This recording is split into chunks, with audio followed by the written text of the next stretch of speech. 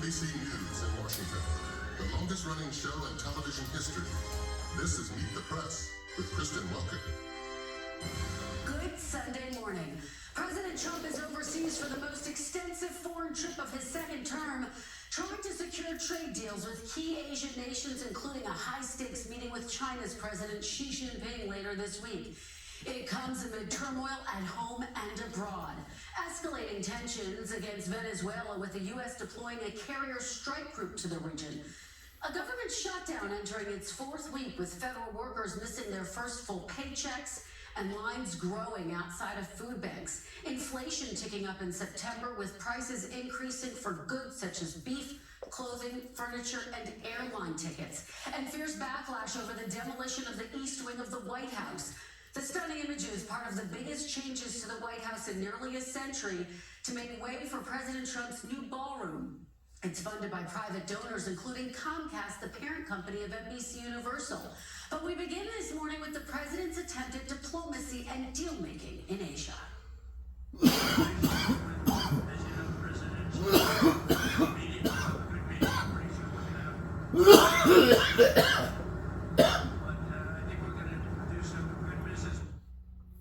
And joining me now is Treasury Secretary Scott Bessent, traveling with President Trump in Malaysia. Secretary Bessent, welcome back to Meet the Press.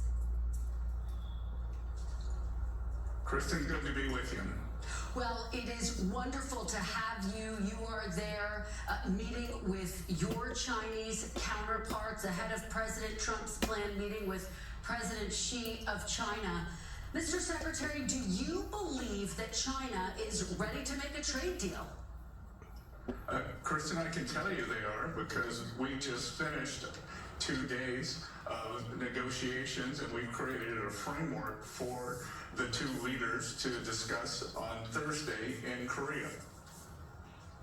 So that's optimism. President Trump had threatened to impose an additional 100% tariffs on China on November 1st if Beijing goes forward with a plan to put restrictions on rare earth minerals, as you know.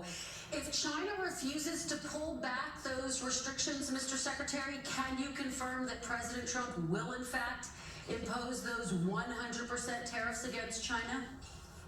Well, Kristen, I think that's old news. President Trump gave me a great deal of negotiating leverage with the threat of the 100% tariffs on November 1st, and I believe we've reached a very substantial framework that will avoid that and allow us to discuss many other things with the Chinese. I think we will be able to discuss them helping us get this terrible fentanyl crisis under control. I think we are going to be able to discuss substantial soybean and ag purchases for our American farmers. I think we are going to be able to discuss more balanced trade.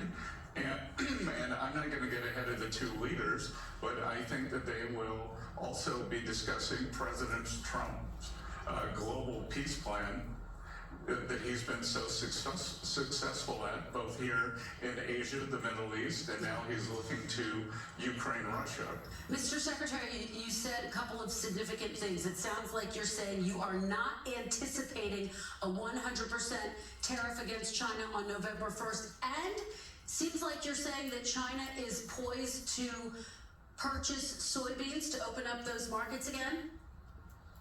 I believe that we have the framework for the two leaders to have a very productive meeting for both sides, and I think it will be fantastic for U.S. citizens, for U.S. farmers, and for our country in general. Okay, but you're not anticipating the 100% tariffs? No, I'm not, and I'm also anticipating that we will get some kind of a deferral on the rare earth export controls that the Chinese had discussed. Okay. Again, this will all be, my counterpart, the Vice Premier, and I have set the framework, and it will be up to the two leaders to discuss the final terms. Okay, well, let's talk about another major trade issue, which is Canada, of course. This week, President Trump abruptly broke off trade talks with Canada and put another 10% tariff on Canada in response to an ad that the government of Ontario ran. It features former President Ronald Reagan. Why is the president setting trade policy based on a television ad he doesn't like? Well, Kristen, let's think about this. This is a kind of propaganda against U.S. citizens.